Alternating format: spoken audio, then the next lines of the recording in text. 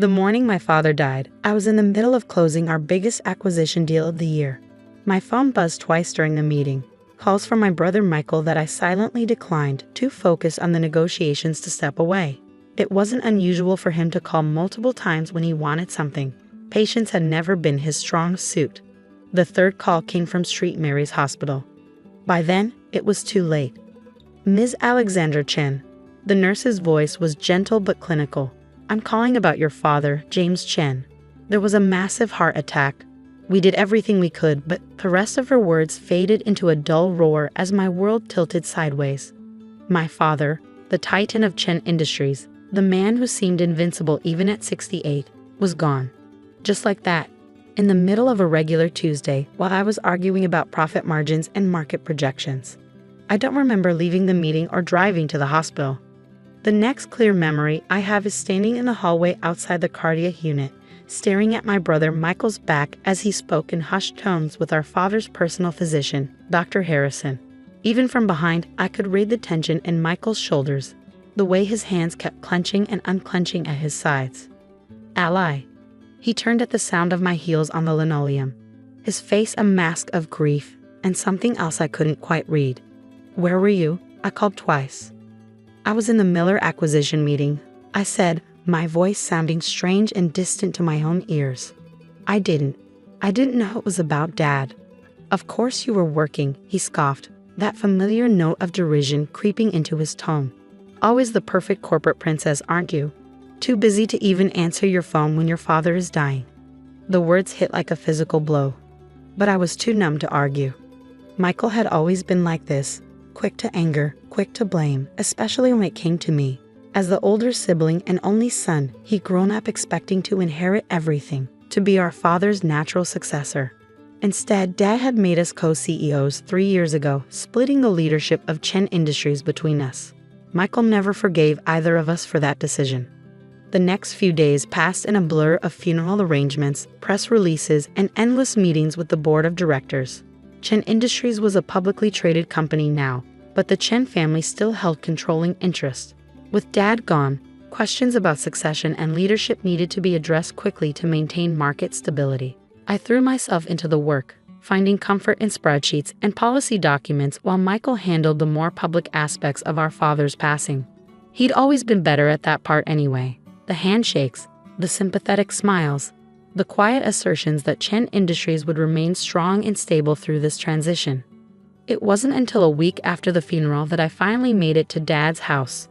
I needed to start going through his personal effects, deciding what to keep and what to donate. The housekeeper, Mrs. Zhang, let me in with red-rimmed eyes. Mr. Michael was here yesterday, she told me, wringing her hands in her apron. He took some papers from your father's study, said it was important company business. Something about her tone made me pause. What kind of papers? I'm not sure, Miss Alexandra. He spent several hours in there, going through the filing cabinets. He seemed agitated. The study was Dad's sanctuary, a wood-paneled room that smelled of leather and his favorite cigars. I'd spent countless hours here as a child, sitting cross-legged on the floor while he worked at his massive mahogany desk, occasionally asking me questions about my day or helping me with my math homework. Now, standing in the doorway, I could see signs of Michael's searching. Cabinet drawers slightly ajar, papers not quite aligned, books askew on their shelves. Whatever he'd been looking for, he hadn't been careful about covering his tracks. I was about to leave when something caught my eye. A single sheet of paper that had slipped behind the desk, probably knocked loose during Michael's search. When I retrieved it, my heart nearly stopped. It was a letter from Zhang and Associates Family Law, dated 15 years ago. The first line made my blood run cold. Dear Mr. Chen, regarding your inquiry about the adoption records for Alexandra. I read the letter 3 times, my hands shaking more with each pass. This had to be some kind of mistake. I wasn't adopted. I was James Chen's daughter. Everyone always said I had his eyes, his smile, his drive for excellence. This couldn't be real. But there it was in black and white, discussing legal procedures and sealed records. And Michael had found it. The sound of the front door opening startled me out of my shock. Heavy footsteps in the hallway, Michael's distinctive stride. I quickly folded the letter and slipped it into my pocket, my mind racing. What are you doing here? He appeared in the doorway, his tone accusatory. "The same thing you were doing yesterday," I replied, fighting to keep my voice steady. "Going through Dad's things. Mrs. John mentioned you were looking for some papers?" Something flickered across his face. Triumph? Before he smoothed his expression. "Just some old company documents. Nothing important." But I knew my brother. The slight upturn at the corner of his mouth, the way he couldn't quite meet my eyes. He was lying, and now I knew why. "The board meeting is tomorrow," he continued, casually leaning against the doorframe. "You'll be there, of course." "Of course," I said, already dreading what he might be planning. Wouldn't miss it. That night, I barely slept. The letter burned a hole in my bedside drawer as I tossed and turned, remembering 1,000 little moments from my childhood. The way Mom sometimes got quiet when people commented on how much I looked like Dad. The strange tension that would occasionally pass between my parents during conversations about family heritage. Mom had passed away 5 years ago after a long battle with cancer. I wished desperately that I could ask her about this, get the truth from her directly. But like so many other things, that opportunity was gone. At 3 a.m., I finally gave up on sleep and called the one person I knew would still be awake. Dr. Sarah Martinez, my best friend since college and now one of the city's top genetic researchers. "I need a favor," I said as soon as she picked up, "and I need it done before 9 a.m. The board meeting was scheduled for 10 a.m. sharp.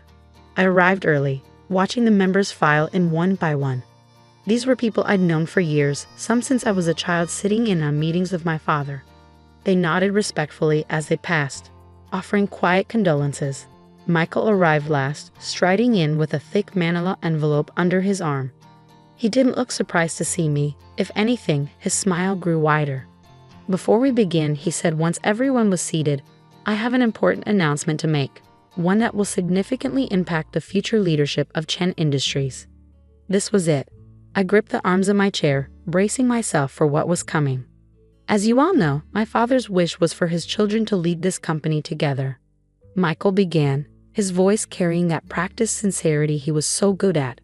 "However, I recently discovered something that changes everything." He pulled a document from his envelope.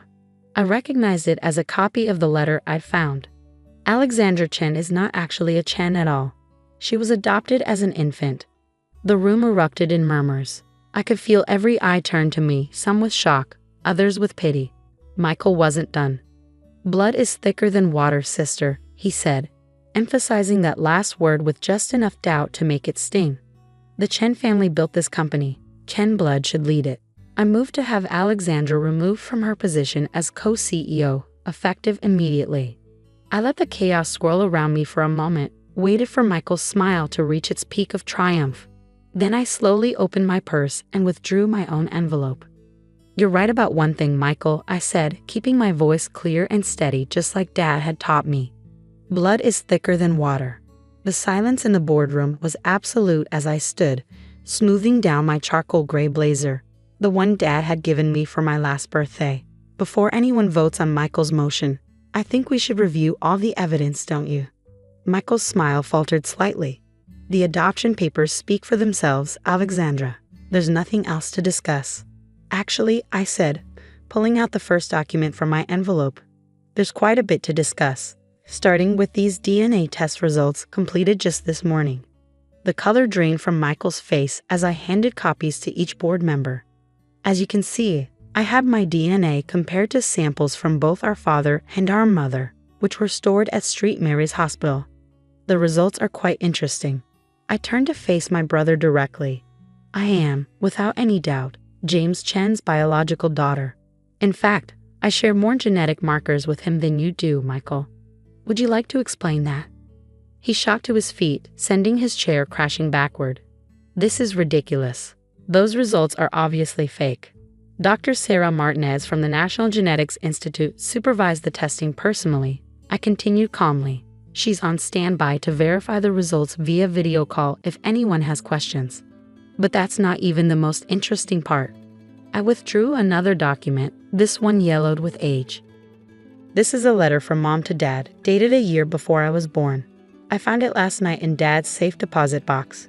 Would you like me to read it to everyone, Michael? Or would you prefer to tell them yourself about how Mom had an affair with her tennis instructor while Dad was away on business trips?" The boardroom erupted again, but I kept my eyes fixed on my brother. His face had gone from white to gray, his hands trembling as he gripped the edge of the table. "You're lying," he whispered, but there was no conviction in his voice. "Mom confessed everything to Dad before I was born," I said, my voice softening slightly.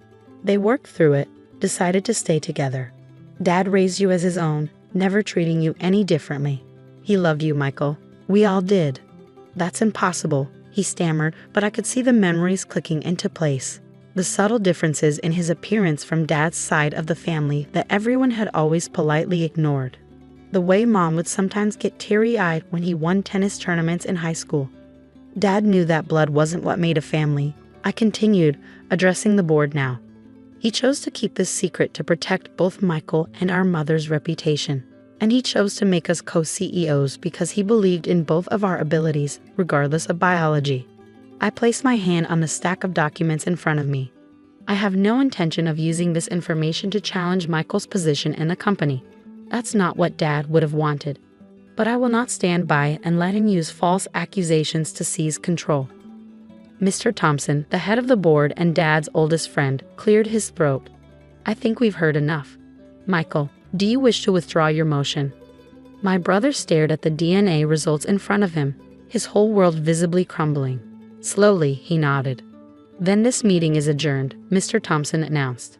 "Alexandra, Michael, please remain behind."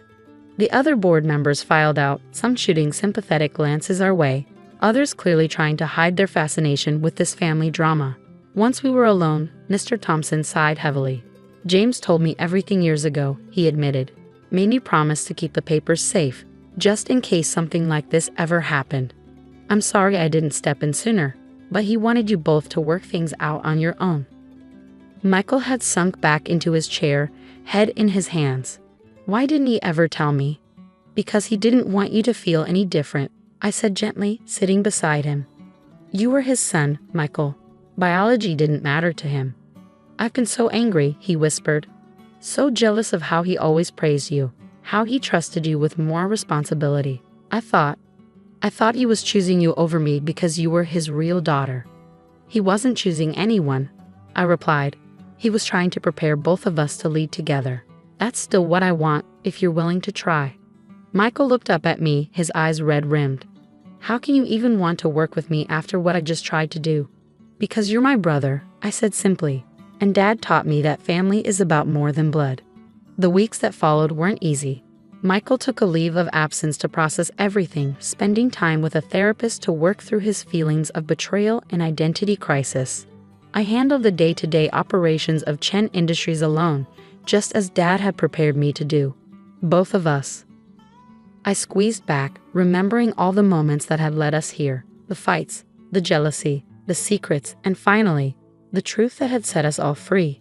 "Yes," I replied, watching the sunset paint the garden in shades of gold. He would. 3 months later, Michael returned.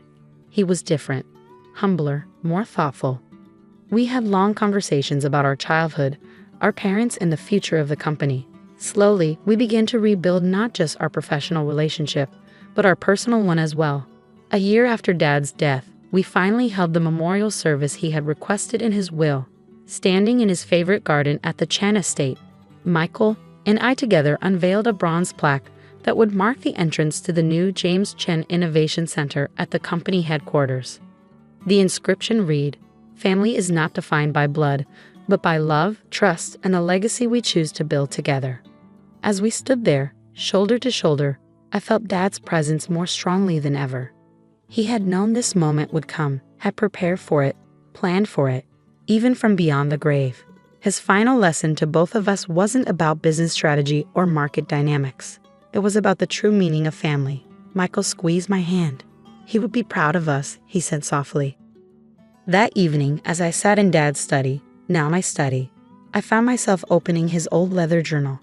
On the last page, in his precise handwriting, was a message I discovered shortly after the board meeting. "My dearest Alexandra and Michael, by the time you read this, the truth will have come out. I've watched you both struggle with your place in this family and this company, each believing the other was somehow more deserving. But you were both wrong. A family isn't built on DNA. It's built on love, on choices, on the 1,000 little moments that bind us together. Just as a company isn't built on titles or ownership percentages, but on vision, dedication, and trust. I chose to keep Michael's paternity a secret, not to deceive, but to protect. And I chose to make you co-CEOs, not because of or in spite of biology, but because together, you are stronger than either of you are alone. Michael has your mother's passion, her ability to connect with people, her drive to prove herself. Alexandra, you have my analytical mind, my patience, my ability to see the longer game. Together, you are everything I could have hoped for in my successors. Remember this, the strongest bridges are built not with a single beam, but with many, working in harmony to support each other. Take care of each other, take care of our legacy, and know that I am proud of you both, my children, in every way that matters. All my love, Dad. I closed the journal, running my fingers over the worn leather cover. Outside my window, I could see the lights of the city sparkling like stars, the Chen Industries Tower standing tall among them. Tomorrow, Michael and I would begin planning the company's next expansion, working together as true partners for the first time. Dad was right. The strongest bridges are built with many beams. And sometimes, the bridges we need to build most are the ones that span the distances between our hearts.